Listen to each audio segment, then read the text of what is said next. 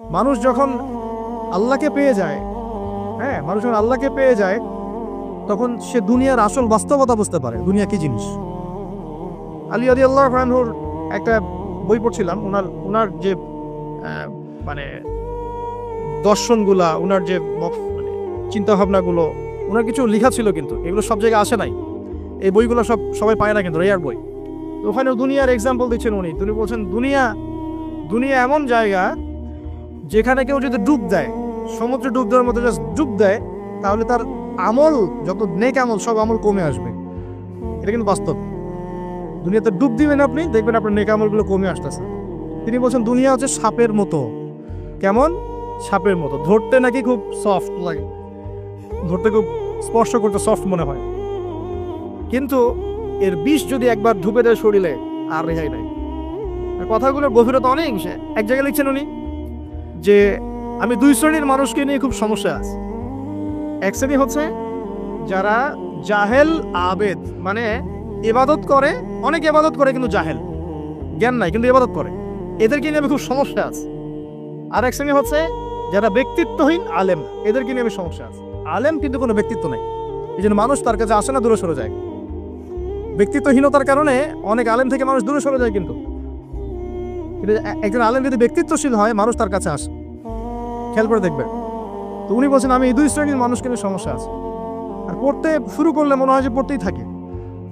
বলছেন যে আমি অনেক জায়গায় ঘুরলাম, অনেক কিছু দেখলাম, শুনলাম, বুঝলাম, শেষে গিয়ে বুঝলাম যে মানুষ শুধু স্বার্থের জন্যই মানুষের কাছে থাকে। বলছে কথা, তিনি বলছেন তুমি যদি ভালোবাসাকে বাড়াতে চাও তাহলে মানুষের সাথে খুব বেশি মেলামেশা করতে যাও, একটু কম মেলামেশা করো, একটু দূরত্বে থাকো, তোমাকে মানুষ ভালোবাসবে। আর তুমি যদি খুব বেশি ডুব দাও না, তখন তোমার মূল্য আর ব্যক্তিত্ব নষ্ট হয়ে যাবে। এক একটা কথা কতগুলো বলে শেষ করব, অনেক আছে। এক পর্যায়ে তিনি ফাতিমা রাদিয়াল্লাহু আনহা যে ইন্তেকাল, এই ইন্তেকালকে নিয়েও দুটো লাইন লিখেছেন। এই লাইনগুলো পড়তে গিয়ে চোখ দিয়ে পানি চলে আসছে। তিনি বলছেন তোমাকে কতদিন দেখি না, কতদিন ছুঁয়ে দেখি না, কতদিন তোমার কাছে যাই না। সবাই বলে তুমি আমার থেকে দূরে, কিন্তু সত্যি কথা হচ্ছে তুমি আমার কলিজার ভিতরে আছো। এমন করে লিখেছেন ফাতিমা রাদিয়াল্লাহু আনহা সম্পর্কে। হে আমার প্রিয়তমা, তোমাকে কতদিন দেখি না, তোমার চেহারা কতদিন দেখি না, তোমাকে কতদিন ছুঁইতে পারি না। হ্যাঁ, সবাই বলে তুমি আমার থেকে দূরে চলে গেছো, কিন্তু আমি জানি তুমি আমার কলিজার বক্ষ পিঞ্জরে আছো। লিখেছে কবিতা। তো আপনারা একটু পড়াশোনা করবেন। স্পেশালি আমি আপনাদের এনকারেজ করি যে চার খলিফার জীবনে অবশ্যই পড়বেন। চার খলিফার জীবনী পড়বেন, সাহাবীদের জীবনী পড়বেন, তারা কিভাবে দিন শিখেছেন, বুঝেছেন, পালন করেছেন, প্রচার করেছেন, দিনের জন্য কত ত্যাগ স্বীকার করেছেন, এগুলো পড়বেন। আমি খুব রিকোয়েস্ট করি আপনাদেরকে যে আপনারা ইতিহাস পড়বেন। রাসূল সাল্লাল্লাহু আলাইহি ওয়াসাল্লামের জীবনী থেকে শুরু করে একদম অটোমান এম্পায়ার পর্যন্ত ইতিহাসগুলো পড়ে দেখেন, কিভাবে ইসলাম আজকে এই জায়গায় আসছে আপনি চিন্তাই করতে পারবেন। কত চড়াই উতরাই পেরিয়ে যে ইসলাম আজকে এই জায়গায় আসছে আপনি চিন্তাই করতে পারবেন। প্রিয় ভাইরা, আমাদের নবীজি সবচেয়ে ভালো মানুষ হওয়া সত্ত্বেও তাকে কিন্তু গালি খেতে হয়েছে এবং হত্যার চেষ্টাও করা হয়েছে। মনে রাখবেন, শুধু সৎ কাজের আদেশ করার নাম ইসলাম নয়, শুধু আংশিক বিষয় পালন করার নাম ইসলাম নয়, অসৎ কাজের নিষেধের নামও ইসলাম, এবং আল্লাহ নিষেধগুলো ছেড়ে দেওয়ার নামও ইসলাম। আল্লাহ পাক এটাই বলছে সূরা বাকারা 84-85-তে, তোমরা কি কিতাবের কিছু অংশ মানো, কিছু অংশ মানো না। ফামা জাযাউ মা ইয়াফআলু যালিকা ইল্লা খিজয়ুন ফিল হায়াতিদ দুনিয়া, দুনিয়াতেই আমি লাঞ্ছিত করে দেব এমন অপরাধ করলে। ইয়াউমাল কিয়ামা ইউরাদ্দুনা ইলা আশাদ্দিল আযাব, কিয়ামতের মাঠে সবচেয়ে যন্ত্রণাদায়ক শাস্তি এদেরকে দেওয়া হবে। কাদেরকে? যারা কিতাবের কিছু অংশকে মানি, কিছু অংশ মানি না। পারি না পারি, আগে আকীদা পরিষ্কার রাখবো যে ইসলামের প্রত্যেকটা বিষয়ের হেদায়েত আছে, এটাই চূড়ান্ত দিন, এর বাইরে কোনো দিন আল্লাহর কাছে গ্রহণযোগ্য হবে না। কেউ চর্চা করলে তা কোশ্চিনকালও কবুল করা হবে না। এবার আসেন, এর ভিত্তি কি? এর ভিত্তি হচ্ছে দুইটা। কয়টা? দুইটা থেকে আরো দুইটা এসেছে, এই দুইটা হচ্ছে মূল। নবী সাল্লাল্লাহু আলাইহি ওয়াসাল্লাম বলছেন তারাকতু ফিকুম আমরাইন, আমি তোমাদের মাঝে রেখে গেলাম মাত্র দুটো বস্তু। কয়টা বস্তু? দুটো বস্তু। লান তাদিল্লু মা তামাসসাকতুম বিহিমা, তোমরা কোশ্চিনকালেও পথভ্রষ্ট হবে না যতদিন পর্যন্ত এই দুটাকে আঁকড়ে ধরে থাকবে। কোন দুটা? এক নাম্বার আল কিতাবুল্লাহ, আল্লাহর কিতাব। দুই নাম্বার ওয়া সুন্নাতে নবীহি, তার নবীর সুন্নত। তো কোরআন এবং সুন্নত মিলেই কোরআন এবং হাদিস নয় কি? আচ্ছা, এখন আমাদের সামনে নবীজি নাই, আমাদের সামনে সাহাবায়ে কেরাম নেই, আমাদের সামনে তাবেঈন চার ইমাম কেউই নাই, ওলামায়ে কেরাম আছেন, আর আমাদের সামনে আছে কোরআন এবং হাদিসের কিতাবগুলো। এই তো ইসলাম আমরা দেখছি, তাই না? এর বাইরে তো আমরা দেখতে পাচ্ছি না। সাহাবীরা না হয় সরাসরি নবীকে দেখে দিন পালন করেছেন, তাই না? তারপরের জেনারেশন সাহাবীদেরকে দেখে করেছে, তারপরের জেনারেশন তাবেঈদের দেখে করেছে। আমরা তো কাউকেই দেখতে পাচ্ছি না। আমরা দেখছি কোরআন এবং হাদিসের কিছু কিতাব এবং ওলামায়ে কেরাম সামনে আছে। এই তো, এই দুইটা হচ্ছে ভিত্তি। এখন এখান থেকে আরো দুটো এসেছে, একটা হচ্ছে ইজমা, একটা হচ্ছে কিয়াস। এই দুটোও ইসলামের। অনেকে বলে ইজমা কিয়াস ইসলামে নাই, কোরআন সুন্নাহ এই দুটাই। ইজমা এবং কিয়াস গুরুত্বপূর্ণ, কারণ ইজমা, সাহাবীদের ইজমা, এটা একটা খুব গুরুত্বপূর্ণ জিনিস। এবং কিয়াস ছাড়া আপনি অনেক মাসআলা বের করতে পারবেন না। ইয়াবার শব্দ কোরআনে আছে না নাই? ইয়াবা নাম শুনেছেন? শুনেন নাই? না শুনলেই ভালো। তো এই শব্দটা কি কোরআনে আছে নাকি? নাই। কোরআনে মাদকের কথা আছে। কিসের কথা? মাদক। এখন কিয়াস দরকার নাই। এই যে একটা মাসআলা, একটা মূলনীতিকে কেন্দ্র করে আরেকটা মাসআলাকে বের করা, ইস্তেহাদ করার যে মূলনীতিগুলো, এগুলো কিয়াস থেকে আসে। এটা কিয়াস। এটা ছাড়া আপনি অনেক মাসআলাই বের করতে পারবেন না সমসাময়িক। তো অবশ্যই কোরআন সুন্নাহ ইজমা কিয়াস চারটাই লাগবে। এখন কথা হচ্ছে, এইগুলো তো আর আমরা সরাসরি পালন করতে পারবো না। পারবো? বুঝাচ্ছি, একটু বোঝেন। মনে করেন সামনের দিনগুলোতে দেখবেন বিচ কয়েন আসবে। কি কয়েন? হয়তো অলরেডি অনেক কান্ট্রিতে চলেও আসছে। এখানে কতদিন এটা লঞ্চ হবে আল্লাহ ভালো জানেন, কিন্তু বিটকয়েন মার্কেটে আসছে। এটাকে ক্রিপ্টোকারেন্সি বলে। কি বলে? পেপার মানি নিয়ে যে কথাগুলো বলেছিলাম, কিছু তো ফলেছে নাকি ভাই? কিছু তো ফলেছে। আচ্ছা, সামনে আরো ফলবে ইনশাআল্লাহ। সাস্টেইনেবল অ্যাসেট যেগুলো আছে সেখানে সম্পদ ইনভেস্ট করেন। আপনার জমি জমা থাকলে চাষবাস করা শুরু করেন। সাস্টেইনেবল অ্যাসেট যেগুলো, সেগুলোতে ফোকাস করেন। এমন কোনো জায়গায় অনেক বেশি সম্পদ ইনভেস্ট করে দিয়েন না যেটা পরে আপনার মানে পথে বসার কারণ না হয়ে যায় আমার। তো ক্রিপ্টোকারেন্সি মনে করেন চলে আসছে, এখন আপনি বোঝেন না ক্রিপ্টোকারেন্সি কি জিনিস, এটা হালাল না হারাম, এটা জায়েজ না জায়েজ, এগুলো মাসালা কি সবাই জানে? জানে কি? এটার জন্য কোরআন সুন্নাহ জ্ঞান লাগবে, ইকোনমিক্সে জ্ঞান লাগবে না, পড়াশোনা লাগবে। এখন সরাসরি কোরআন এবং হাদিসের বইগুলো চর্চা করে আপনি কি এর সমাধান বের করতে পারবেন কি না? পারবেন? আপনার কি সেই জ্ঞান আছে, যোগ্যতা আছে? আর সেই যোগ্যতা কি সবার আছে? অল্প কিছু মানুষের থাকতে পারে, যারা ওলামায়ে কেরাম, তাদের এই যোগ্যতা। তাদের মধ্যেও হয়তো কিছু মানুষের নাও থাকতে পারে না, কিন্তু বরেণ্য ওলামায়ে কেরাম যারা, তাদের মাঝে এগুলো থাকবে ইনশাআল্লাহ। এখন আপনি কি করবেন? কোরআন সুন্নাহকে পালন করার স্বার্থে ওলামায়ে কেরামের দ্বারস্থ হবে এবং তাদের কাছে মাসালগুলো জেনে নেবেন। তাহলে আপনি একা একা চর্চা করে বিভ্রান্ত হওয়ার সুযোগ থাকবে। এই বিষয়টা খেয়াল রাখবেন। এখন নতুন কিছু ফিতনা আসছে যে কিছু মানুষ, সবাই না, অল্প কিছু মানুষ কোরআন সুন্নাহ নিজে নিজে পড়াশোনা করেই সব কিছুর সমাধান বের করতে চাচ্ছে। এটা ঠিক না। সব কিছুর সমাধান বের করতে হলে মুস্তাহিদ হতে হবে, আর সবাই মুস্তাহিদ হতে পারবে না। সবাই কি আবু হানিফা রাহিমাহুল্লাহ হতে পারবে নাকি? সবাই কি ইমাম শাফিঈ হবে নাকি? সবাই কি আহমদ বিন হাম্বল হতে পারবে? সবাই কি ইমাম মালিক হতে পারবে? পারবে। অতএব জ্ঞান চর্চার স্বার্থে, দিন পালনের স্বার্থেই ওলামায়ে কেরামের দ্বারস্থ হতে হবে, হকপন্থী ওলামায়ে কেরাম। এমন ওলামায়ে কেরামের কাছে আবার যায় না যার সকালে চা খাওয়ার সময় একটা ফতোয়া থাকে, বিকেলবেলা একটা মাই খায়, রাত্রে ফতোয়া আবার উঠে যায়। এই জায়গায় হচ্ছেন না, তাহলে সমস্যা। ঠিক আছে?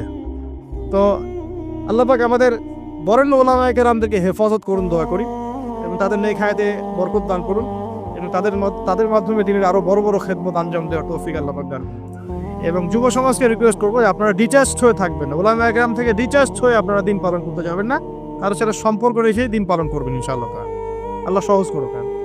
এখন এই ভিত্তি পেয়ে গেলাম, এবার শেষ করার আগে আমি মূলনীতিগুলো বলে শেষ করছি। এই মূলনীতি কি ইসলামে? শোনেন, এই জায়গাটা একটু ভালো করে শোনেন। নবী সাল্লাল্লাহু আলাইহি ওয়াসাল্লাম বসে আছেন মসজিদে। একজন ব্যক্তি আসলেন, ব্যক্তির গায়ে ধবধবে সাদা জামা, চুলগুলো কুচকুচে কালো, এবং তাকে মদিনার কেউ চিনে না। লা ইউরা আলাইহি আসারুস সাফর, তার গায়ে সফরের কোনো চিহ্ন দেখা যাচ্ছে না। তিনি আসলেন, এসে নবী সাল্লাল্লাহু আলাইহি ওয়াসাল্লামের হাঁটুর সাথে হাঁটু লাগিয়ে দিয়ে বসে পড়লেন। বসে নবীজিকে 4টা প্রশ্ন করলেন। কয়টা প্রশ্ন? 4টা। তার মধ্যে প্রথমটা হচ্ছে আখবিরনি আনিল ইসলাম, হে মুহাম্মদ সাল্লাল্লাহু আলাইহি ওয়াসাল্লাম, আমাকে ইসলাম সম্পর্কে বলো যে ইসলাম কি। ইসলাম কি জিনিস, ইসলামের ব্যাখ্যা কি, সংজ্ঞা কি? নবীজি বলছেন সাল্লাল্লাহু আলাইহি ওয়াসাল্লাম, আর ইসলাম হচ্ছে আন তাশহাদু আল লা ইলাহা ইল্লাল্লাহ, তুমি সাক্ষ্য দিবে যে আল্লাহ ছাড়া কোনো ইলাহ নাই, ওয়া আন্না মুহাম্মাদান আবদুহু ওয়া রাসূলুহু, এবং মুহাম্মদ সাল্লাল্লাহু আলাইহি ওয়াসাল্লাম আল্লাহর বান্দা এবং রাসূল। এটা এক নাম্বার ইসলামের ভিত্তি। এটা নাম্বার 1 হলো কালিমা। কালিমার মধ্যে দুইটা অংশ। কয়টা অংশ? একটা হচ্ছে লা ইলাহা ইল্লাল্লাহ, মানে আল্লাহ পাকের তাওহীদ ছাড়া অন্য কোনো কিছু চলবে না।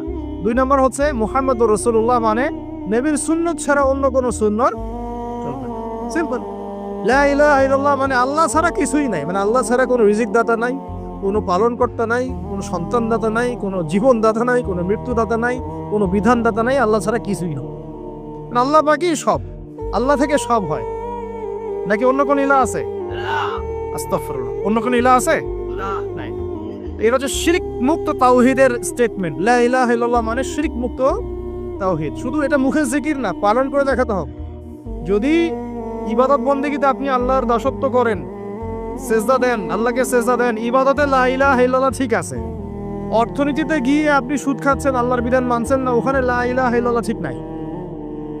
বুঝতে পারছি না? জীবনের সব ক্ষেত্রেই লা ইলাহা ইল্লাল্লাহ আনতে হবে, তারপরে তো হবে লা ইলাহা ইল্লাল্লাহর কায়েম। ব্যাপারটা তো হইল না কিছু। 2 নম্বর মুহাম্মদ রাসূলুল্লাহ মানে আপনি অন্যের মন গড়া কোনো আদর্শ, দর্শন, সুন্নাত ফলো করতে পারবেন না। আপনাকে মুহাম্মদ সাল্লাল্লাহু আলাইহি ওয়াসাল্লামকেই রোল মডেল মানতে হবে। এর নাম মুহাম্মদ রাসূলুল্লাহ। যদি কেউ মুহাম্মদ রাসূলুল্লাহ বলে অন্য কাউকে তার আদর্শ মেনে চলে, তাহলে মুহাম্মদ রাসূলুল্লাহ কেটে গেছে।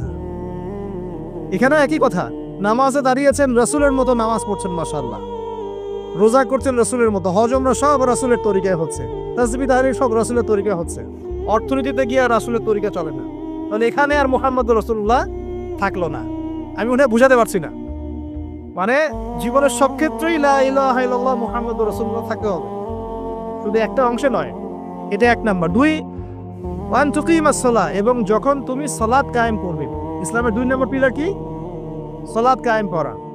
সালাতের বিষয়ে জাস্ট 2টো হাদিস বলে দিই আমি, তাহলে আপনার যথেষ্ট হবে ইনশাআল্লাহ।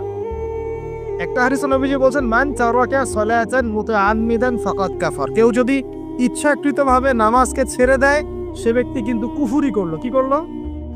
আমরা যারা নামাজ পড়ছি না, আমরা কিন্তু কুফরির মধ্যে আছি। মুয়াজ বিন জাবাল রাদিয়াল্লাহু আনহু নবীজি বলেন, মান তারাকা সালাতান মুতাআম্মিদান ফাকাদ বারিআত মিন জিম্মাতিল্লাহ। কেউ যদি নামাজ ছেড়ে দেয়, ফরজ নামাজ তার উপর ছেড়ে দেয়, ত্যাগ করে, সে ব্যক্তি আল্লাহর জিম্মাদারি থেকে মুক্ত হয়ে গেল। আল্লাহর জিম্মাদারি নাই তার উপরে, আল্লাহ পাকের কোনো রেসপন্সিবিলিটি নাই তার উপরে। আল্লাহ ছেড়ে দিয়েছেন তাকে, যাও। একটা হাদিস আছে, বাইনা রাজুলি ওয়া বাইনা শিরকি ওয়াল কুফরি তারকুস সালাহ। একজন আল্লাহর বান্দা আর একজন কাফের মুশরিকের মাঝে পার্থক্যই নামাজ। নামাজ নাই, ইসলাম নাই। শুধু আইওয়া শোডাউন দিয়ে কিচ্ছু হবে না ভাই। অথচ নামাজ আগে ঠিকঠাক মতো পড়তে হবে। পড়তে হবে না ভাই? আমাদের যুব সমাজ এখন রাত 3:30টায় খেলা দেখতে ওঠে। তাহাজ্জুদে ওঠার সুযোগ হচ্ছে না, ফুরসত হচ্ছে না। 3:30 4টা হলেও উঠতে হবে, অ্যালার্ম দিয়ে রাখবে, আর্জেন্টিনার খেলা আছে। কিন্তু আরেক ঘন্টা পরে ফজরের নামাজ, ওই খেলা দেখি ঘুম, ফজরের নামাজ নেই। এই যে ঢাকায় দেখলেন না, ছবি দেখলে মনে হয় একটা তিল পরিমাণ জায়গা নেই মানুষের দাঁড়ানো। পর্দার সামনে একটা তিল পরিমাণ জায়গা নেই মানুষের দাঁড়ানো। হই হুল্লা করতেছে, নাচছে, গাচ্ছে, স্মোক করতেছে, ড্রিঙ্কস করতেছে। মিডিয়া এগুলোকে প্রমোটও করতেছে। মিডিয়া প্রমোট করতেছে মানে কি? মিডিয়া দেখাচ্ছে মানে বিশ্ব কত ভালো আছে এখন, কত সুখ আমাদের। হ্যাঁ, আমাদের সুখী সুখ, খালি সুখে সমৃদ্ধ জীবনযাপন করতেছে, খেলা দেখতে নাচতেছে নাকি? অথচ দেখেন ইকোনমিক সেকশনের কি অবস্থা, দেখেন কি অবস্থা দেশ। এই যে আমাদের সমাজের, যুব সমাজের নৈতিকতার অবস্থাগুলো দেখেন। ধর্ষণের হার দেখেন, জেনার হার দেখেন, মাদকাসক্ত মানুষদের হার দেখেন, কত হারে মানুষ মাদক খাচ্ছে। পরকীয়ার হার দেখেন, ব্লু ফিল্মসের হার দেখেন। ওদের ভাবখানে এমন যে খুব সুখ আমার জীবনে, খেলো আর খেলো। খেলার দলিল তো কোরআনে আছে তো। হ্যাঁ, আল্লাহ পাক বলছেন এই দুনিয়ার জীবনটা হচ্ছে খেলতামাশার দোকান। খেলার দলিল কোরআনে তো আছে। ওমা হাযিহিল হায়াতু দুনিয়া ইল্লা মাতাউল গুরুর, এরকম একটা আয়াত আছে সূরা হাদীদের মধ্যে। আল্লাহ পাক আছে, আল্লাহ পাক বলেছেন যে ইলামু, তোমরা জেনে রাখো, আন্নামাল হায়াতু দুনিয়া লাইবু ওয়া লাহু, তোমরা জেনে রাখো যে এই দুনিয়ার পুরো দুনিয়ার জীবনটাই খেলা, খেলতামাশা, ওলাহ, ঠাট্টা, হাসি ঠাট্টা, মানে এটা কি বলা বাংলা দিয়ে, ভ্রম, ভ্রম, মায়া, মোহ, ভ্রম। তোমরা জেনে রাখো দুনিয়ার জীবনটা খেলা, খেলতামাশা, ভ্রম, মিছে মায়া। ই'লামু আন্নামাল হায়াতুদ দুনিয়া লা'ইবুন ওয়া লাহু ওয়া যিনাতুন ওয়া তাফাখুরুন বাইনাকুম ওয়া তাকাসুর। এবং দুনিয়ার জীবন হচ্ছে একে অপরের সাথে প্রাচুর্যের প্রতিযোগিতা। এগুলা আল্লাহ পাক বলছেন, তো খেলার দলিল তো কোরআনেও পাওয়া যাচ্ছে না? দুনিয়ার জীবনটাকে আল্লাহ বলছেন ওয়া মা হাযিহিল হায়াতুদ দুনিয়া ইল্লা মাতাউল গুরুর। পুরো দুনিয়ার জীবনটাই হচ্ছে মাতাউল গুরুর, প্রতারণা, ধোঁকা, মরিচিকা ছাড়া কিছুই না। আর প্রমোট করা হয় যে বিউটি কন্টেস্ট হচ্ছে, মনে হচ্ছে কত সুখ আমাদের। হ্যাঁ, মেয়েরা একদম অর্ধনগ্ন নগ্ন হয়ে ফ্যাশন শো করছে, প্রমোট করছে, দেখো এগুলো সবাই কি সুন্দর জিনিস, কত সুখ, কত সুখে আছি আমরা। খেলতেছে মানুষ, দেখো ব্রাজিল আর্জেন্টিনা খেলা হচ্ছে, কত সাপোর্টার, কত সুখ, কত মজা, কত লাজ্জাত দুনিয়াতে। হ্যাঁ, মানে কি প্রমোট করতেছে দেখেন।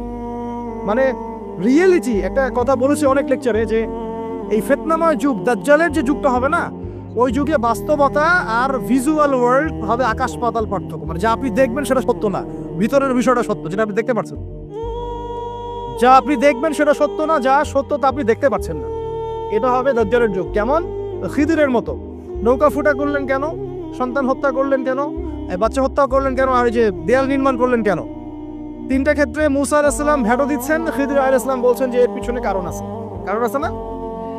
দাজ্জালের যুগটা এমন হবে, বাহ্যিকভাবে যেটা দেখছেন চোখ দিয়ে এটা সত্য নয়, ভিতরে যেটা আছে ওটা সত্য। ভিতরটা সবাই দেখতে পারবে না, দেখতে হলে খিদির হতে হবে। ভিতরটা হচ্ছে যে সমাজ তো ডিস্ট্রয়েড, ম্যাসাকার হয়ে গেছে, সমাজের কাঠামোই ভেঙে গেছে আমাদের। এখন নারী পুরুষের যে ফাংশন চেঞ্জ হয়ে গেছে, ধর্ষণের হার দিন দিন বেড়ে গেছে, ইফটিজিং বেড়েছে, বেপরদামি বেড়েছে, নগ্নতা বেড়েছে, মাদক বেড়েছে, পরকীয়া বেড়েছে, কচি কচি বাচ্চা কাচ্চা মেয়েগুলোকে ধরে ধরে ধর্ষণ করা হচ্ছে। সমাজের কাঠামোই চেঞ্জ হয়ে গেছে, সমাজের সমকামিতা বেড়েছে, প্রচুর সমকামী, খেলতামাশা, দুনিয়ার জীবনটা খালি খেলতামাশা।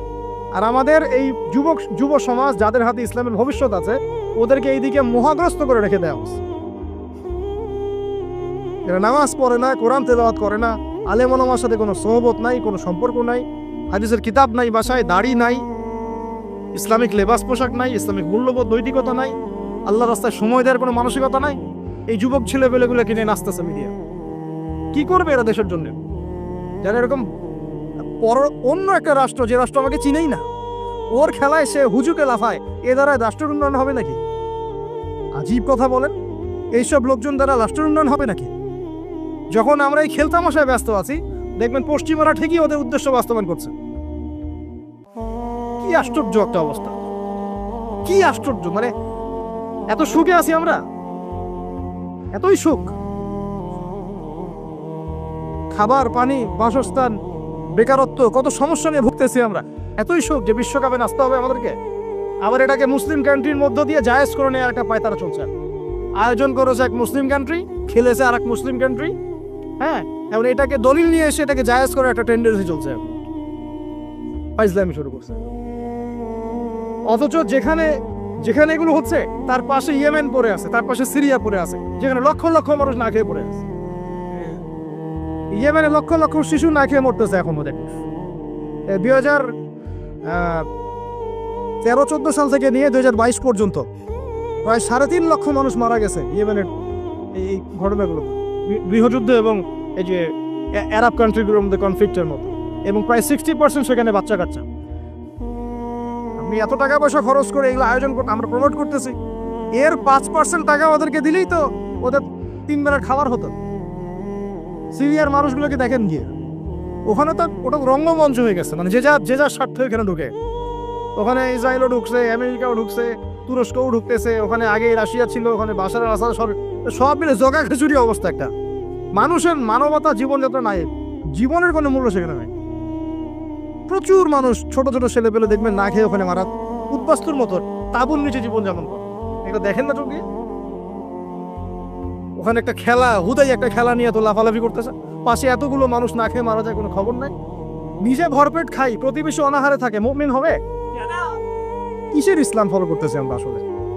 আমরা যে ইসলামটা ফলো করতেছি এটা পশ্চিমাদের শেখানো ইসলাম। আমরা রাসূলুল্লাহ সাল্লাল্লাহু আলাইহি ওয়াসাল্লামের শেখানো ইসলাম ফলো করতেছি না। আমার স্ট্রেট কাট কথা একদম। আমরা যে ইসলামটা ফলো করতেছি এটা হচ্ছে পশ্চিমাদের শেখানো ইসলাম। রাসূলুল্লাহ সাল্লাল্লাহু আলাইহি ওয়াসাল্লাম ইসলাম ফলো করলে আজকে আমাদের অবস্থাগুলো হতো না। আল্লাহ পাক আমাদেরকে বোঝার তৌফিক দান করুন। আমি শুধু ফাযাক্কির ইন্নামা আনতা মুযাক্কির। আল্লাহ পাক যে বলেছেন তুমি উপদেশ দাও, তুমি শুধু উপদেশ দাতা, লাস্তা আলাইহিম বিমুসাইতির। কারো প্রতি তুমি দারোগা নাও, আমরাও কারো প্রতি দারোগা নই। কিন্তু পুরো বিশ্বের প্রেক্ষাপটটাকে কোরআন সুন্নাহ দিয়ে ব্যাখ্যা করার দায়িত্ব আমাদের। কেউ গ্রহণ করলে করবে, না করলে করবে না। তার কবরে সে যাবে, আমার কবরে আমি যাব, সিম্পল, শেষ। গতানুগতিক লাইফস্টাইলে এখন এই পৃথিবীর বেশিরভাগ মানুষ বস্তুবাদী। এটা দেখার জন্য, বোঝার জন্য জাস্ট আপনার হৃদয়ের চোখ, হৃদয়ের কান, হৃদয়ের ইন্দ্রিয়গুলো একটু উন্মুক্ত করতে হবে। আর হৃদয়ের চোখ, হৃদয়ের কান উন্মুক্ত হবে তখনই যখন আমরা আল্লাহ এবং তার রাসূলের সামনে আত্মসমর্পণ করব, তার আগে নয়। তো বেশিরভাগ মানুষ বস্তুবাদিতায় লিপ্ত থাকে। আবার দেখি কিছু মানুষের সারাদিন ফিকির একটাই, পলিটিক্স, পলিটিক্যাল অ্যাফেয়ার্স, পলিটিক্স, কিভাবে পলিটিক্স করব, কিভাবে অপোজিশনকে ডমিনেট করা যায়, কি করলে তার ক্ষতি করা যাবে, কি করলে তাকে ওভারটেক করে আমি সামনে যেতে পারব। কিছু মানুষের চিন্তা ইকোনমিক সেকশনে, আল মাল, কিভাবে মাল অর্জন করা যাবে। আমার 2 তলা বাড়ি আছে, কিভাবে 4 তলা হবে। 2টা বিজনেস আছে, কিভাবে 10টা হবে, 5টা হবে। আমার 100% জমি আছে, কিভাবে 200% হবে। আল মাল। এই শ্রেণীর মানুষকে নবী সাল্লাল্লাহু আলাইহি ওয়াসাল্লাম আব্দুদ দিনার বলেছেন, দিনারের দাস। আব্দুল্লাহ নয়, আল্লাহর দাস নয়, দিনারের দাস। আরো কিছু মানুষ আছে, আমরা এখন সায়েন্স এবং টেকনোলজির অগ্রগতির খোরা অজুহাত তুলে সরাসরি আল্লাহকে ডিনাই করে ফেলছে এবং এই মতাদর্শ সমাজে বাস্তবায়নের চেষ্টাও করছে। এডুকেশন সেক্টরে হোক, সংস্কৃতির নামে হোক, সামাজিক অ্যাসোসিয়েশনের নামে হোক, মুক্ত চিন্তার নামে হোক, আমরা ডে বাই ডে যুব সমাজের একটা বড় অংশকে এথিস্ট বানাচ্ছি। আবার কিছু মানুষ সারাদিন সংস্কৃতি নিয়ে পড়ে আছে, গান বাজনা, নাট্য, কলা ইত্যাদি ইত্যাদি। কিছু মানুষ সারাটা জীবন ঢোল তবলায় কাটিয়ে দিচ্ছে। কিছু মানুষ সারাটা জীবন একটা গিটারকে নিয়ে কাটিয়ে দিচ্ছে, একটা মিউজিক্যাল ইনস্ট্রুমেন্ট নিয়ে কাটিয়ে দিচ্ছে। কিছু কিছু দিনী বোন সারাটা জীবন অপসংস্কৃতির অন্ধ অনুকরণে কাটিয়ে দিচ্ছেন। এবং আপনাদের কাছে, সরি ফর মাই ল্যাঙ্গুয়েজ, অনেক সময় মনে হচ্ছে সৌন্দর্যই সবকিছু। আল্লাহ রাব্বুল আলামিন হয়তো বা মনে হয় আমার বাহ্যিক সৌন্দর্য দেখেই বিচার করবেন আপনাদের উপর। কিছু কিছু যুব সমাজ সারাদিন PUBG, free fire, mobile games, addiction, YouTubing, Facebooking, অস্থির অবস্থা, অস্থির।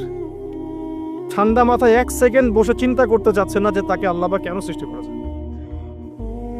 তো এইরকম ভেরিয়াস কাইন্ডস অফ পিপল আমাদের এই সমাজের মধ্যে, যে কোনো কান্ট্রির দিকে আপনি তাকাবেন এই দৃশ্যটাই পাবেন। এর মধ্যে গুটি কয়েক কিছু মানুষ আপনি পাবেন, ওয়া কালিলুম মিন ইবাদিয়াশ শাকুর, আমার শুকরগুজার বান্দা আল্লাহ বলেছেন খুব অল্প হবে।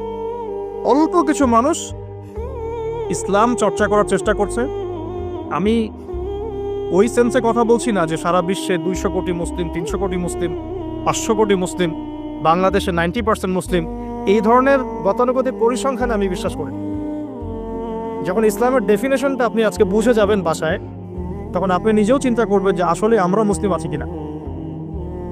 সংখ্যা তো বসিয়ে দিলাম 90% মুসলিম, ঠিক আছে। তো গুটি কয়েক কিছু মানুষ আল্লাহর পরোয়া করেন, তার রাসূলের পরোয়া করেন, তার কিতাবের প্রতি সম্মান প্রদর্শন করেন। এই মানুষগুলোর মধ্যে কয়েকটা ভাগ আছে। এক ভাগ মানুষ পরিপূর্ণ মুমিন, মাশাআল্লাহ, আমরা দোয়া করি আল্লাহ পাক তাদের সংখ্যা বাড়িয়ে দেন। এক ভাগ মানুষ আছেন পরিপূর্ণ মুসলিম, উদখুলু ফিস সিলমি কাফার উপর আমল করে, অর্থাৎ তোমরা পরিপূর্ণরূপে ইসলামে প্রবেশ করো, এই আয়াতের উপর তারা আমল করে। এক শ্রেণীর মানুষ আছেন মুযাবযাবিনা বাইনাহুম, মানে ডান বামের মাঝখানে থাকেন, যখন স্রোত যেদিকে সেদিকে ফ্লো। এবং এর মধ্যে কিছু দাড়ি টুপিওয়ালা মানুষও আছে, যেদিকে ফ্লো সেদিকে কথা, যেদিকে ফ্লো সেদিকে অ্যাক্টিভিটিস। তার নিজস্ব একটা স্বতন্ত্র অবস্থান নাই, এটাই হক, এরকম একটা অবস্থান নাই। কিছু মানুষ আছেন আল্লাহ এবং তার রাসূলকে বিশ্বাস করেন, কিন্তু কাজ করতে গিয়ে কবিরা গুনাহে লিপ্ত হচ্ছে, সুদ খাচ্ছে, মদ খাচ্ছে, জেনা করছে, পরকায়ে লিপ্ত হচ্ছে, হারাম অ্যাফেয়ার্সে আছে, নোংরা মুভিজ দেখছে, আস্তাগফিরুল্লাহ। কিছু মানুষ আছেন পার্ট টাইম মুসলিম, শুক্রবারে আপনি তাদেরকে পাবেন, ঈদের দিনে পাবেন, কোন একটা কনফারেন্সে পাবেন, আপনি 5 ওয়াক্ত নামাজে পাবেন না। আপনি এর মধ্যে পাবেন কিছু প্রোটেস্ট্যান্ট মুসলিম। প্রোটেস্ট্যান্ট কেমন? কালিমা তো পড়েছি, লা ইলাহা ইল্লাল্লাহ, আল্লাহ মাফ করে দিবেন, এই যে চিন্তা মাথায় বসিয়ে নিয়েছে, সে আমলকে ইমানের অংশ মনে করছে না। কালিমা একদিন পড়েছি, লা ইলাহা ইল্লাল্লাহ মুহাম্মাদুর রাসূলুল্লাহ, ব্যাস আমি জান্নাতে চলে যাব। Protestant version of Islam. এরকম অনেক ভার্সন আছে ইসলামের মধ্যেই। কেউ আছে সুবিধাবাদী মুসলিম, কেউ ফাসেক মুসলিম, কেউ জালেম মুসলিম, কেউ আছে মোনাফেক টাইপের, কেউ প্রোটেস্ট্যান্ট। খাঁটি আল্লাহর বান্দা, খাঁটি মুমিন, খাঁটি মুসলিম, এই মানুষগুলোকে মোটিভেট করার জন্য আজকের টপিক।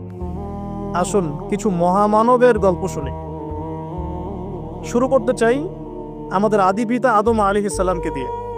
কেন এত বড় লম্বা ভূমিকা দিলাম? কারণ আমরা কেউ প্রোটেস্ট্যান্ট মুসলিম থাকতে চাই না। আমরা পরিপূর্ণ কোরআন এবং সুন্নাহ অনুসরণ করতে চাই। পরিপূর্ণ কোরআন এবং সুন্নাহ আমার ব্যক্তি জীবন, আমার পারিবারিক জীবন, আমার অর্থনৈতিক জীবন, আমার সামাজিক জীবন, ইনশাআল্লাহ আল্লাহ যদি তৌফিক দান করেন আমার পলিটিক্যাল লাইফেও থাকবে ইনশাআল্লাহ। এই কনসেপ্টের নাম ইসলাম। এই কনসেপ্টকে ডিনাই করলেই মুনাফিক হয়ে যাবে। কেউ মানতে পারুক বা না পারুক এটা পরের ইস্যু, কিন্তু আগে আমার আকীদা ঠিক করতে হবে, ইসলাম এটা। এখন আমি প্রথমে শুরু করব আমার ব্যক্তিগত জীবন থেকে। আমি সালাত দিয়ে স্টার্ট করব, আমি সওম রাখবো, বেশি বেশি নফল ইবাদত করব, কোরআন তেলাওয়াত করব, দান সাদাকা করব, ভালো কাজে অংশ নিব, সৎ কাজে আদেশ করব, অসৎ কাজে নিষেধ করব। আমি আমার ব্যক্তি জীবনটাকে ইসলামাইজড করব সবার আগে। আমি সবার আগে বড় স্তরে যাব না, এটাই সুন্নাহ। এরপরে আমার একটা পরিবার আছে। আমার পরিবার, আমার মা, আমার বাবা, আমার স্ত্রী, সন্তান, সবাইকে নিয়ে পরিবার। তাদেরকে ইসলামের মধ্যে রাখার দায়িত্বটা আমার। আমার সমাজ আছে, সমাজে আমি যতটুকু পারি ইসলামকে ইম্পোজ করব। ইকোনমিক সেকশনে গিয়ে আমি হালাল হারামে পরোয়া করব না এমন মানুষ হব না। আমি সেখানে হালাল খাবো, হারাম থেকে দূরে থাকবো। যদি আল্লাহ পাক আমাকে পলিটিক্যাল ক্ষমতা দেন, আমি আমার জায়গা থেকে চেষ্টা করব ইসলামকে ইম্পোজ করার জন্য। অ্যাটলিস্ট কুফর, শিরক এবং তাগুতকে এস্টাবলিশ করব না। কিছু করতে পারি না পারি, অ্যাটলিস্ট কুফর, শিরক এবং তাগুতকে এস্টাবলিশ করব না। মোটা দাগে কথা বললে অনেক হার্ড কথা হয়ে যায়। পুরো ওয়ার্ল্ডের গ্লোবাল অ্যাফেয়ার্সই এখন তাগুতের উপরই আছে। আপনি কত বড় সংস্থার নাম নেবেন? World bank, IMF, United Nations, কোনো অ্যাসোসিয়েশনের মধ্যে 100% কেন 10% ইসলাম নাই। তো এখন আমাদের করণীয়, নিজের ব্যক্তি জীবন থেকে যখন ইসলাম বিদায় নিচ্ছে তখন ওই লেভেলে কথা বলাই তো আমার জন্য দুষ্কর। এটা তো অপরাধ, আমার জন্যই অপরাধ। তো আমাদের ফার্স্ট অফ অল স্টার্ট করতে হবে ব্যক্তি জীবন থেকেই, দেন পরিবার, সমাজ, গ্র্যাজুয়ালি উই উইল অ্যাডভান্স ইনশাআল্লাহ তাআলা। এখন আকীদাকে স্পষ্ট করলাম। আল্লাহ পাক সূরা মুলকের মধ্যে একটা কথা বলছেন, এই আয়াতটা থেকে আমি সামনে যাচ্ছি। আল্লাহ পাক, আপনারা সবাই সূরা মুলক আজকে তেলাওয়াত করবেন বাসায় গিয়ে, কারণ রাতের বেলা সূরা মুলক পড়াটা কিন্তু সুন্নাহ। এখানে আল্লাহ রাব্বুল আলামিন একটা কথা বলেছেন, তাবারাকাল্লাযী বিয়াদিহিল মুলক ওয়া হুয়া আলা কুল্লি শাইইন কাদির। আল্লাহ পাকের হাতেই রাজত্ব, কর্তৃত্ব, তিনি সমস্ত বিষয়ের উপর কর্তৃত্বশীল। আল্লাযী খালাকাল মাউতা ওয়াল হায়াতা, যিনি মৃত্যু এবং জীবন সৃষ্টি করেছেন। কি রিজনে, কি কারণে? লিয়াবলুয়াকুম আইয়ুকুম আহসানু আমালা। আল্লাহ পাক দেখতে চান আমাদের মধ্যে আমলে আহসানকে। অনেক লেকচারে আমি আহসান শব্দটার অ্যাপ্রোপ্রিয়েট ব্যাখ্যা পাইনি স্কলারদের কাছে, লেকচারারদের কাছে। হাসান শব্দটার সুপারলেটিভ ফর্ম হচ্ছে আহসান। হাসান মানে হচ্ছে ভালো, উত্তম, ভালো, খাবারটা ভালো। আহসান খাবারটা অনেক বেশি ভালো। হাসান মানে উত্তম, আহসান অনেক বেশি উত্তম। বলি আমরা কবির মানে বড়, আকবার সবচেয়ে বড়, তগীর মানে ছোট, আসগর মানে সবচেয়ে ছোট। এটাকে বলা হয় ইসমে তাফজিলের সিগা, মানে সুপারলেটিভ ফর্ম ইংরেজিতে আমরা যেটা বলি। তো আল্লাহ পাক এই আয়াতে একটু খেয়াল করে দেখেন, আল্লাহ পাক কিন্তু আমাদেরকে গতানুগতিক মুসলিম হিসেবে দেখতে চাচ্ছেন না। আল্লাহ পাক বলছেন, আমি দেখতে চাই তোমাদের মধ্যে আমলে আহসানকে। ব্যাস এই শব্দটা যদি বুঝতে পারি আজকের আলোচনার ভিতরে ঢুকতে পারবো। আমি কি আহসানটা বোঝাতে পেরেছি? আল্লাহ পাক দেখতে চান না আমাদের মধ্যে আমলে, আকীদায়, ঈমানে, তাকওয়ায়, এগুলোতে গতানুগতিক কে। আল্লাহ পাক দেখতে চান আমাদের মধ্যে আমলে বেস্ট কে, শ্রেষ্ঠটাকে। এখন কোরআনের পাতাগুলো যদি ঘেটে আমরা শেষ করি, একটা খতম দিয়ে একটা মাসে, চেষ্টা করবেন 1 মাসে 1 খতম দেওয়ার জন্য, আল্লাহ তৌফিক দান করুন। প্রতিদিন 1 পারা করে পড়লে 1 মাসে 1 খতম হয়ে যায়।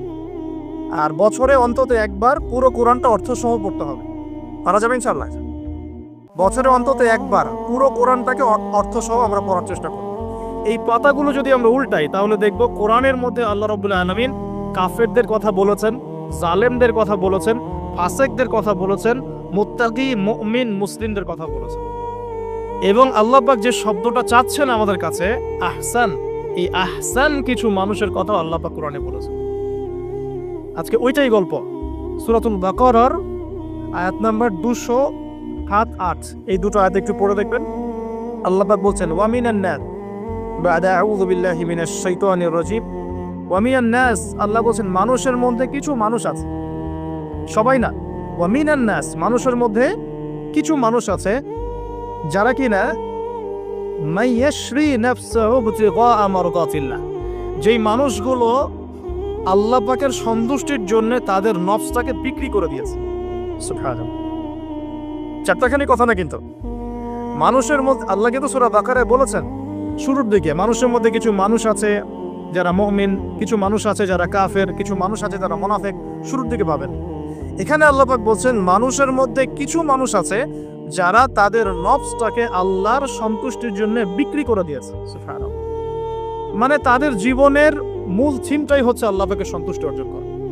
কোনো কিছুকেই তারা আল্লাহর সন্তুষ্টির উপর প্রাধান্য দিবে না। যদি কোটি টাকার অফার আসে হারাম, সে সেটা রিজেক্ট করবে, আল্লাহ নারাজ হবে। একটা সুন্দরী মেয়ে যদি জেনার অফার করে, সে রিজেক্ট করবে, কারণ সে আল্লাহকে ভয় করে। সে আল্লাহ পাকের জমিনের উপরে গায়রুল্লাহ বা কুফফারদের তাগুতদের কোনো লস ইমপ্লিমেন্ট করতে পারবে না, কারণ সে আল্লাহকে ভয় করে। সে ইকোনমিক লাইফে হালাল হারামের পরোয়া করে চলবে, কারণ সে আল্লাহকে ভয় করে। সে তার পরিবারে পর্দা এস্টাবলিশ করবে, বিকজ সে আল্লাহকে ভয় করে। মানে আল্লাহ পাকের সন্তুষ্টির জন্য নিজের নফসটাকে, জান মাল সবকিছুকে বিলিয়ে দিয়েছে। এই মানুষগুলোর সম্পর্কে আল্লাহ বলছেন ওয়াল্লাহু রাউফুম বিল ইবাদ, এই মানুষগুলোর প্রতি আল্লাহ পাক রাউফ হবেন, কোমল নরম সফট হয়ে যাবে। সুবহানাল্লাহ, কোমল নরম সফট মানে কি? কিয়ামতের মাঠে ডাকা হবে, এই গুনাহগুলো করেছিলে? জি আল্লাহ, আমি এই গুনাহগুলো করেছি। আল্লাহ পাক পর্দা দিয়ে দেবেন, পর্দার পরে বলবেন যে দুনিয়াতে তোমার এই গুনাহগুলো আমি গোপন করে রেখেছিলাম, আজকেও সবগুলো গোপন করে দিলাম, জান্নাতে চলে যাও। আল্লাহু রাউফুম বিল ইবাদ, আল্লাহ পাক তার বান্দার প্রতি রাউফ, কোমল হবে। দুনিয়াতে রাউফ কেমন? যে কোনো বিপদ আপদ বালা মুসিবতে সেই ব্যক্তি হাঁটু গেড়ে আল্লাহর কাছে চাবে, আল্লাহ আমার এই সমস্যা, আল্লাহ আমার এই সমস্যা, আল্লাহ আমার এই সমস্যা। আল্লাহু রাউফুম বিল ইবাদ, আল্লাহ পাক ওই বান্দার প্রতি সফট, কোমল হয়ে যাবে। এগুলোর অনেক প্রমাণ আমি আমার জীবনেও পেয়েছি, এগুলো আমি পাবলিকলি বলতে পারবো না, আর আমি ব্যাখ্যা করতে পারবো। আর এমন কিছু বিষয় আছে যেগুলো আসলে মানুষকে বলেও বোঝানো যায় না। বড় বড় স্কলারদের কিতাব এখন যখন পড়ি, তারা বলেন কি বলবো, তোমরা তো বুঝবেই না। মানে এমন একটা লেভেলে মানুষ চলে যায় যে ওই লেভেলের কথা সবাইকে বোঝানো যায় না। কিভাবে বলবো, কিভাবে ব্যাখ্যা করবো, কোন আবেগ নিয়ে আসবো, কোন সত্য নিয়ে আসবো, আমি আপনাকে বোঝাতে পারবো না। এরকম একটা অবস্থান থাকে। একজন সাহাবীর নাম বলি আলী ইবনে আবি তালিব রাদিয়াল্লাহু আনহু। আপনি তার পুরো জীবনী পড়লে তাকে খুব সফট পাবেন, নিজেকে গোপনকারী পাবেন, খুব বেশি উচ্ছ্বাস প্রকাশকারী পাবলিক ফিগার, হ্যাঁ, এই যে আমরা শো অফ, নিজেকে জাহির করা, আপনি পাবেন না তাকে। এবং তিনি শেষ জীবনে কি বলেছেন জানেন? শেষ জীবনে বলেছেন যে জ্ঞান আমি নবী সাল্লাল্লাহু আলাইহি ওয়াসাল্লামের কাছ থেকে পেয়েছি, সেগুলোকে সুষ্ঠুভাবে বন্টন করার মতো কাউকে পেলাম না জীবনে। মানে একটা লেভেল থাকে মানুষের, আল্লাহ তাকে মারেফত লাভের, যে লেভেলে গিয়ে মানুষ সবার সাথে আমভাবে কিছু বলতে পারে না। আমি ওই লেভেলে কিছু ফিল করছি, কিছু নির্যাস পাচ্ছি যে আমি আপনাকে বোঝাতে পারছি না। যাই হোক, আল্লাহ পাক রউফ মানে এত সফট হবেন, জীবনের যে কোনো পদে আপনি আল্লাহকে ডাকবেন, আল্লাহ আপনাকে তাৎক্ষণিক সাড়া দিবেন। ইনশাআল্লাহ, ইনশাআল্লাহু আযজা ওয়া জাল। এখন পাতাগুলো ঘাটলে আমরা প্রথম এইরকম কোন মানুষকে পাই যারা নিজের নফসটাকে আল্লাহর জন্য উৎসর্গ করে দিয়েছেন? 1 নাম্বার পাচ্ছি আমরা আমাদের আদি পিতা আদম আলাইহিস সালাম। আজকে ডিটেইলস আয়াত বাই আয়াত বলার সময় পাচ্ছি না, তবে আমি তামারি বলছি, আপনারা একটু বাসায় পড়ে নেবেন। আদম আলাইহিস সালামকে আল্লাহ রাব্বুল আলামিন নিজের হাত দিয়ে সৃষ্টি করেছেন। সুবহানাল্লাহ। এখন আল্লাহ পাকের হাত কি, কেমন, কিভাবে ব্যাখ্যা করতে পারবো না, এবং এই ব্যাখ্যা করা আমাদের জন্য জরুরি নয়। আল্লাহ পাক যা বলেছেন বাস, কোনো কিছুর সাথে সাদৃশ্যপূর্ণ নয়, কোনো কিছুর এক্সাম্পল তার সাথে শোভনীয় হবে না। জাস্ট আল্লাহ পাক বলেছেন খলাকতু বিয়াদাই, আমি আদমকে সৃষ্টি করেছি আমার 2 হাত দিয়ে, বাস এই পর্যন্ত ফুল স্টপ। এগুলো হচ্ছে কোরআন সুন্নাহর কিছু মূলনীতি। আল্লাহ পাক বলেছেন আর রহমান আলাল আরশ ইস্তাওয়া, রহমান আরশের উপরে সমুন্নত। কোন হালতে কি অবস্থায় আছেন ব্যাখ্যা করতে পারবো না, দরকার নাই, ফুল স্টপ। আদম আলাইহিস সালামকে সবচেয়ে বড় যে নেয়ামত আল্লাহ পাক দিয়েছেন সেটা হলো আদম আলাইহিস সালামকে আল্লাহ পাক তার পক্ষ থেকে ইলম শিক্ষা দিয়েছেন। সুবহানাল্লাহ, আল্লাহ পাক প্রথমেই তাকে সৃষ্টি করে ফেরেশতাদেরকে দিয়ে সিজদা করার নাই। আল্লাহ পাক তাকে আগে জ্ঞান শিক্ষা দিয়েছেন। সূরা বাকারা শুরুর দিকে আছে ওয়া আল্লামাল আদামা আসমা কুল্লাহা, আমি আদমকে যত রকম জ্ঞান আছে, আসমা কুল্লাহা মানে যত রকম নাম এবং জ্ঞান আছে সবই শিখিয়েছি আদম আলাইহিস সালামকে। উম্মাহ আজকে পিছিয়ে পড়েছে আদম আলাইহিস সালাম এই মহামানবের জ্ঞানতাত্ত্বিক সুন্নত না নিয়ে। আজকে আমরা লেকচার শুনতে চাই, ইউটিউব ফেসবুক থেকে দিন শিখতে চাই, আমরা জ্ঞান অর্জন করতে চাই না। আপনি একটা লেকচারে ডাকেন, আপনি 2-3 লাখ লোক পাবেন, বাংলাদেশেই তো হচ্ছে 2-3-4-5 লাখ লোক, কিন্তু আপনি 5 লক্ষ লোককে 6 মাস একটা সিস্টেমেটিক সিলেবাস দিয়ে পড়াশোনা করতে বলেন, দে উইল ডিনাই। শুরু করে দেন, দেখবেন তার মধ্যে 10 জন বাকি আছে, বাকি সবাই রিজেক্ট করেছে। উম্মার সবচেয়ে বড় সমস্যা এখন, ইয়াংদেরকে স্পেশালি বলছি, জ্ঞানতাত্ত্বিক রেভলিউশনের ঘাটতি আছে। আমরা অনেক কিছু করতে চাই, অনেকে দাওয়ার কথা বলেন, জিহাদ ফি সাবিলিল্লাহর কথা বলেন, ইসলাম প্রতিষ্ঠার কথা বলেন, জ্ঞান অর্জন করতে চান না। ইলম অর্জন ছাড়া আপনি কিছুই করতে পারবেন। আমরা জানি যে আদম আলাইহিস সালামকে এবং তার স্ত্রী হাওয়া আলাইহিস সালামকে জান্নাতে রাখা হয়েছে। সেখানে ওই যে ফেরেশতাদের মধ্যে লুকিয়ে থাকা জিন যার নাম ইবলিস, সে সিজদা করে নাই। ইবলিস কিন্তু ফেরেশতা ছিল না, এটা ভুল কথা। ইবলিস কানা মিনাল জিন্নি ফাফাসাকা আন আমরি রাব্বি, ইবলিস ছিল জিন জাতির একজন যে তার রবের আদেশকে লঙ্ঘন করেছিল। ইবলিস ফেরেশতা ছিল না, এটা ভুল কনসেপ্ট। এমন না সে ফেরেশতা ছিল পরে শয়তান হয়ে গেছে, না, সে কখনোই ফেরেশতা ছিল না, সে জিন জাতির একজন ছিল। বিকজ এই পৃথিবীতে মানুষের আগে জিন জাতির অবস্থান ছিল, এর পূর্বে হয়তো আরো কিছু ছিল, আমরা জানি না, আল্লাহ পাক গোপন করে দিয়েছেন, আমরা জানি না। এখন ইবলিস সিজদা করেনি কেন? বিকজ সে বলেছিল খলাকতানি মিন নার ওয়া খলাকতাহু মিন তিন, আমাকে সৃষ্টি করেছেন আপনি আগুন দিয়ে, আদমকে সৃষ্টি করেছেন মাটি দিয়ে, কেন আমি আদমকে সিজদা করব? সে আদমকে সিজদা না করে এটা প্রমাণ করতে চাচ্ছে যে আল্লাহ আপনি ভুল, আমি সঠিক। নাউজুবিল্লাহ, এটাকে বলা হয় বাতিল কিয়াস, বাতিল কিয়াস, ভুল কিয়াস। এবং শুধু তাই না, আল্লাহ রাব্বুল আলামিন তাকে ওয়ার্ন করার পরেও সে কিন্তু ইউটার্ন করে তওবা করে ফিরে আসে নাই, সে তার মতের উপর অটল ছিল। পক্ষান্তরে আমাদের পিতামাতা যখন ফল খেয়ে ফেলেছেন জান্নাতে, যখন পোশাক খুলে গেছে, জান্নাতের পোশাক খুলে গেছে, ফল খাওয়ার পর প্রথম যে ঘটনা ঘটেছে, গায়ের পোশাকটা খুলে গেছে। দেখেন, সর্বপ্রথম আমাদের পিতামাতাকে জান্নাতে ফেরেশতাদের সামনে ইবলিস নগ্ন করে দিয়েছে। এটা ছিল আমাদের প্রতি ইবলিসের সবচেয়ে বড় আঘাত। শুরুতে, প্রথম আঘাত, শুরুতে শিরক করাতে পারে নাই, বেদাত করাতে পারে নাই, হারাম খাওয়াতে পারেনি ইত্যাদি। শুরুতে আমাদের পিতামাতাকে সে অবাধ্যতায় লিপ্ত করে গা থেকে জান্নাতের পোশাকটা খুলে ফেলে দিয়েছে। এখান থেকে আমাদেরকে বুঝতে হবে আজকের এই গ্লোবাল সোসাইটিতে আমরা যে নগ্নতার এই ভয়াল থাবা এবং প্রদর্শনী দেখছি, এটা ওই আসমানের ওই যে ইবলিসের যে চক্রান্ত, তার এই জমিনে বাস্তবায়ন হচ্ছে এখন। বোঝাতে পারিনি মনে হয়, আল্লাহ মাফ করো। ইবলিস আমাদের পিতামাতার গা থেকে কাপড় খুলে ফেলে দিয়েছিল। সূরা আরাফে আল্লাহ পাক এটা বলেছেন, ইয়ানজিউ আনহুমা লিবাসাহুমা লিউরিয়াহুমা মিন সাওয়াতিহিমা, হে বনু আদম তোমরা সতর্ক থেকো, তোমাদের পিতামাতার গা থেকে কিন্তু ইবলিস কাপড় খুলে ফেলেছিল, তোমরা পৃথিবীতে গিয়ে আবার সেই কাজ করো না। তাহলে এখন আমরা একটু বুঝতে চেষ্টা করি, ইন্টেলেকচুয়াল অডিয়েন্স সবাই আমাদের ক্রিটিক্যাল থিঙ্কার্স দরকার। তাহলে এখন যে সোসাইটির মধ্যে নগ্নতার, বেহায়াপনার সয়লাভ চলছে, every single city and country, including Dhaka, the city of Akhiruzzaman, সেটাও তো দেখেন কোথায় আপনি মানে শালীনতা পাচ্ছেন, ইসলামিক কান্ট্রি হিসেবে আলহামদুলিল্লাহ এখানে অনেক কিছু পান। ওয়ার্ল্ডের অন্যদিকে তাকিয়ে দেখো, তার মানে ইবলিসের ওই এজেন্টটা এখন পৃথিবীতে কিছু মানুষ বাস্তবায়ন করছে। তাদের সাথে ইবলিসের একটা যোগসূত্র আছে আদর্শিক। আল্লাহ পাক আমাদের মা বোনদেরকে বেপরদামি থেকে হেফাজত করুন এবং আমাদের চোখগুলোকে আল্লাহ পাক পবিত্র করুন। কিভাবে আপনি চোখ নামিয়ে চলবেন এই সমাজের মধ্যে, এটা এত সহজ নয়। আমরা খুব ভালো করে জানি এটা এত সহজ নয়। তো দেখুন, অনেক ভিতরে চলে যাচ্ছি।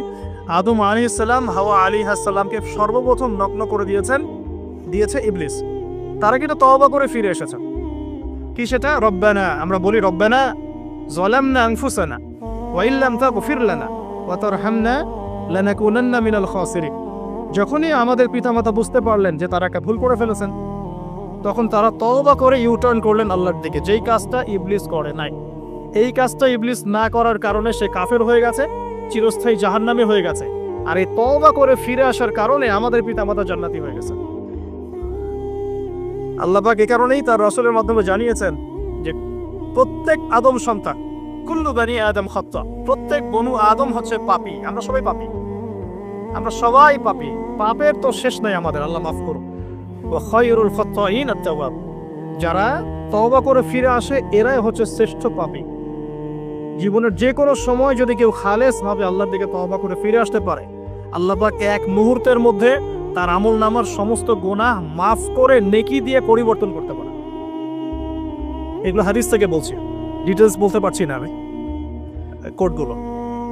তো এখন এই মহামানবের জীবন থেকে আমরা কি শিখলাম? দেখুন, তাকে আল্লাহ পাক ইলমের নিয়ামত দিয়েছেন। তার মানে আমরা যদি গতানুগতিক মুসলিম না হয়ে এক্সট্রা অর্ডিনারি মুসলিম হয়ে আল্লাহর সাথে সাক্ষাৎ করতে চাই, দুনিয়াতে বেঁচে থাকতে চাই, পরকালে জান্নাত চাই, তাহলে আমাদেরকে আগে ইলমের চর্চা করতে হবে। এবং এই জ্ঞানের চর্চা মানে ক্লাসিক্যাল সিলেবাসে আপনাকে পড়াশোনা করতে হবে, শুধু একটা লেকচার শুনে নয়, ফেসবুক ইউটিউব দেখে তো মোটেই নয়। এখান থেকে মাঝে মাঝে কিছু নলেজ নেওয়া যায়, কিন্তু এগুলো কখনো কনস্ট্রাকটিভ নলেজ নয়। বরেণ্য উলামায়ে কেরাম যারা থাকবেন আপনাদের বেস্ট পসিবল ওয়েতে, তাদের কাছে গিয়ে পরামর্শ করে বইপত্র পড়তে হবে। আদারওয়াইজ আপনার মেমোরি এবং জ্ঞানটা বিক্ষিপ্ত হয়ে যাবে। এখনকার ইয়াং জেনারেশনের অন্যতম সেরা প্রবলেম হচ্ছে তাদের মস্তিষ্ক বিক্ষিপ্ত। তাদের মস্তিষ্কে কনস্ট্রাকটিভ কোনো সিলেবাসে পড়াশোনা নাই। আজকে এই বই, কালকে ওই বই, কালকে আদনান ভাইয়ের লেকচার, পরশুদিন আজহারি ভাইয়ের লেকচার, তারপরের দিন আরেক ভাই, তারপর আরেক ভাই। আবার সমাজে তো এক একজন এক এক কথাও বলছে, তখন তার মাথাটা পুরো পাজলড, হ্যাঁ, ম্যাসাকার্ড। এই মাসালা এটা বলছেন, ওই মাসালা ওইটা, তার ওইটা কি হবে, ওইটা কি হবে। সলিউশন হচ্ছে ক্লাসিক্যাল ইসলামিক সিলেবাস পড়াশোনা করতে হবে। আমি খুব শর্ট করে গেলে সাবজেক্টগুলো বলে দিই আপনাদের। 1 নম্বর, ফার্স্ট অফ অল কোরআনুল কারীম। কোরআনুল কারীমের মধ্যে থাকবে authentic recitation, translation, Quranic grammar এবং অ্যারাবিক ল্যাঙ্গুয়েজ, 4টা বিষয়। তারপর থাকবে হাদিসের নবী সাল্লাল্লাহু আলাইহি ওয়াসাল্লাম। হাদিসের মধ্যে সহজ হাদিসের কিতাবগুলো পড়তে হবে। ফর এক্সাম্পল মিশকাতুল মাসাবিহ, রিয়াদুস সালিহিন, বুলুগুল মারাম, আপনার ফয়জুল কালাম, হাদিসে আরবাঈন, এরকম কিতাবগুলো আগে, তারপরে আস্তে আস্তে আস্তে আপনি কঠিন কিতাবের দিকে যাবেন। তবে এগুলো ওস্তাদ ছাড়া হয় না। এরপর দরকার হচ্ছে সিরাত, নবী সাল্লাল্লাহু আলাইহি ওয়াসাল্লামের পবিত্র জীবনী। এই জীবনী যার জানা নাই, সে তার জীবনটাকে রাসূলের সিরাতের আলোকে মেলাতে পারবে না। এবং দ্বীন ইসলাম নিয়ে কিছু করতে চাইলে রাসূলের সিরাতের সুন্নাহ মাফিক করতে পারবে না। এরপর দরকার ইকোনমিক্সের জ্ঞান, ইসলামিক ইকোনমিক্স অবশ্যই। তারপরে দরকার হচ্ছে ইসলামিক ইতিহাসের জ্ঞান, ফিকহের জ্ঞান, আকীদার জ্ঞান, উসুলের জ্ঞান। এভাবে একটা কনস্ট্রাকটিভ সিলেবাস দাঁড়ায়। তারপরে গিয়ে একজন মানুষের জ্ঞানটা পাকাপোক্ত হবে। সময় লাগুক 10 বছর, 15 বছর, 20 বছর। আমরা দোয়া করি আল্লাহর কাছে, আল্লাহ পাক আগামী পুরো 20 বছর আমাদেরকে পড়াশোনা করার তৌফিক দান করুন। করতে থাকবো। আমাদের বেশি কথা বলার দরকার নেই, করতে থাকবো, জানতে থাকবো। এখন তাহলে আমরা আজকে প্রথম একটা লেসন পেলাম, গতানুগতিক মুসলিম না হয়ে এক্সট্রা অর্ডিনারি মুসলিম হতে হলে প্রথমে এই মহামানবের জ্ঞানতাত্ত্বিক শিক্ষা নিতে হবে, ইলমের মেহনত হবে ইনশাআল্লাহ তাআলা। আল্লাহ পাক আমাদের সবাইকে জ্ঞানের মেহনত করার তৌফিক দান করুন এবং আমাদের পরিবারে জ্ঞান প্রতিষ্ঠার তৌফিক দান করুন, আমাদের বাচ্চাদের মধ্যে সেই জ্ঞান প্রবেশ করানোর তৌফিক দান করুন। আর প্রয়োজন হচ্ছে তাওবা। আদম আলাইহিস সালাম ভুল করেছেন, আমরাও ভুল করি, কিন্তু শয়তানের পাল্লায় পড়ে ভুল করলেই তার তাবেদারি করতে হবে না, বরং যখনই আমাদের স্মরণ হবে আমরা ইউটার্ন করবো আল্লাহর দিকে তওবা করে। দ্বিতীয় মেসেজ হচ্ছে বেশি বেশি তওবা ইস্তেগফার করব। দিনে কমপক্ষে 100 বার পড়তে পারি আস্তাগফিরুল্লাহাল্লাযী লা ইলাহা ইল্লা হুয়াল হাইয়ুল কাইয়্যুম ওয়া আতুবু ইলাইহি, অথবা এতটুকু অ্যাটলিস্ট আস্তাগফিরুল্লাহ ওয়া আতুবু ইলাইহি, আস্তাগফিরুল্লাহ ওয়া আতুবু ইলাইহি, বাস এতটুকু। নবী সাল্লাল্লাহু আলাইহি ওয়াসাল্লাম দিনে 100 বার তওবা করতেন, কোন হাদিস এসেছে 70 বার তওবা করতেন। এরপর একটু সামনে যাই, কোরআনের পাতা উল্টালে দেখবো আরেকজন নবীর নাম আসে, আরেকজন মহামানবের নাম, তার নাম হচ্ছে নূহ আলাইহিস সালাম। এই মানুষগুলো যাদের কথা বলছি তারা কিন্তু কেউ গতানুগতিক মুসলিম ছিলেন না, ছিলেন তারা এক্সট্রা অর্ডিনারি মুসলিম ছিলেন। আমি তাদের থেকে নলেজ নিচ্ছি। এবার আসি কোরআনের পাতা একটু সামনে গেলে দেখবো আরেকজন নবীর নাম চলে আসে, নূহ আলাইহিস সালাম। নাম শুনেছেন? সামারি 950 বছর দিনের দাওয়াত দিয়েছেন। সুবহান। এক্সট্রা অর্ডিনারি মুসলিম হতে হলে আমাদেরকে দাওয়াতি কাজ করতে হবে, তার আগে হয়েছে জ্ঞান অর্জন করতে হবে। এই দাওয়াতি কাজটা হবে মধ্যম পন্থায়, শৈথিল্যতাবাদ না, চরমপন্থা না, মধ্যমপন্থী থাকবো ইনশাআল্লাহ।